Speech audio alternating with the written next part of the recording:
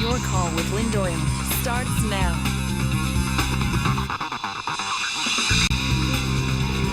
Hi there, everyone, and thanks so much for joining us. I'm Lynn Doyle, wondering how you feel tonight about the final two contestants in American Idol. With us tonight, so let's meet them right away. I'm glad they're here. I want to know what they have to say. Ruthie Weisberg is a pop culture commentator and an online columnist for the Philly Creative Guide. Also with us is Laura Nachman. She's a television columnist with the Bucks County Courier-Times in Pennsylvania. Justin Guarini, who, as you know, was the runner-up in season 1. He is now a correspondent for TV Guide Channel's Idol Tonight, all things Idol all the time. And rounding out our panel is Eugene Foley, the founder and president of Foley Entertainment Incorporated. He's also the author of Artist Development, a distinctive guide to the music industry's lost art.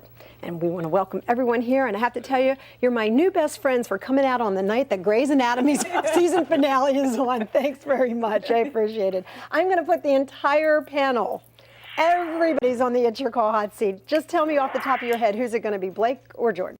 Jordan, I've been rooting for her since the earliest weeks of the season, and I think she'll take it all the way. She has the look, the voice, she's charming, she's just wholesome.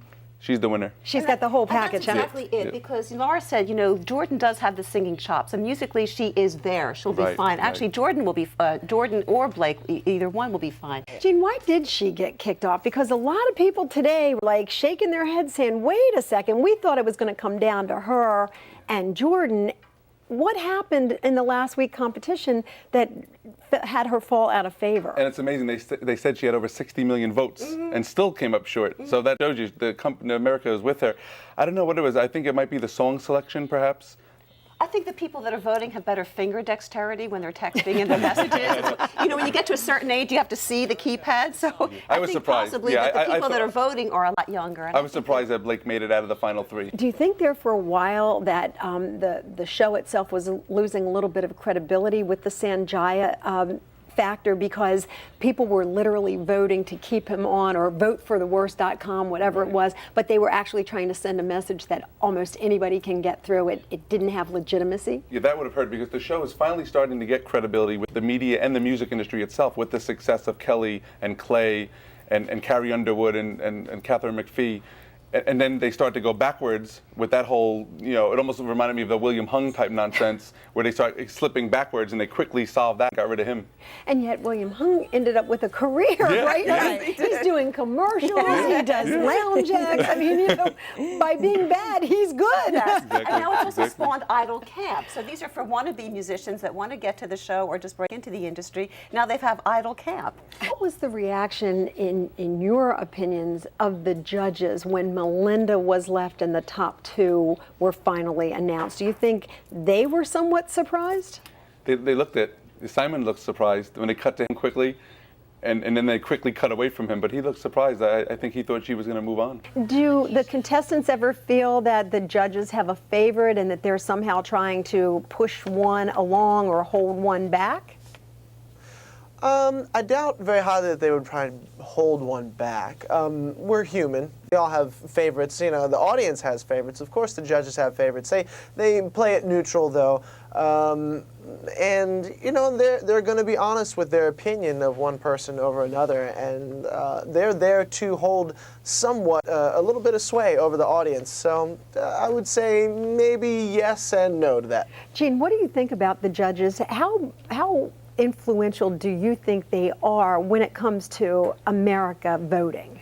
I think people have their own opinions, and they have their favorite, and it's almost like auto racing, where everyone has their favorite driver, you have your favorite idol, and you follow them every week, and if they get eliminated, there's people actually disappointed. There's chat rooms and message boards where people, it's like the end of the world when Sanjaya got kicked off the show.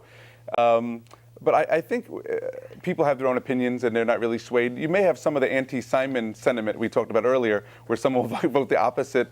Maybe now, when it's down to just a few, if they've already lost their favorite and they feel, well, I'll do whatever I want with my vote. But earlier, I think people just vote for in their heart who they enjoy. Ruthie, who do you think's going to win? I'm going to go with Jordan. Jordan, Laura? Paula. Paula? All right, Jordan.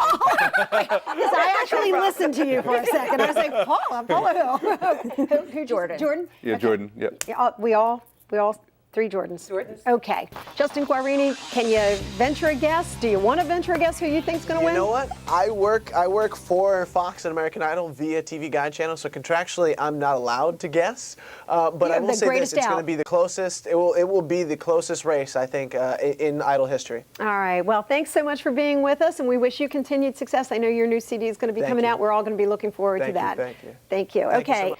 Well, if you want to tell us who you think, I think it could be Jordan as well. But of course, I voted for Catherine last year, so what do I know? But if you want to tell us, you can email me at cn8.tv, and you can stay here on CN8 because we are going to continue conversations of interest with Art Fennell. He is up next with Art Fennell Reports as usual. And of course, here on It's Your Call on Friday, speaking of love, feel the love for Paris Hilton. She's facing jail. We want to know if you think that's fair or if she's being picked on because she's a poor little rich girl. You tell us what you think at cn8.tv. Until the next time we're together, my thanks to my crew and to you for watching. Have a great night. Go Jordan.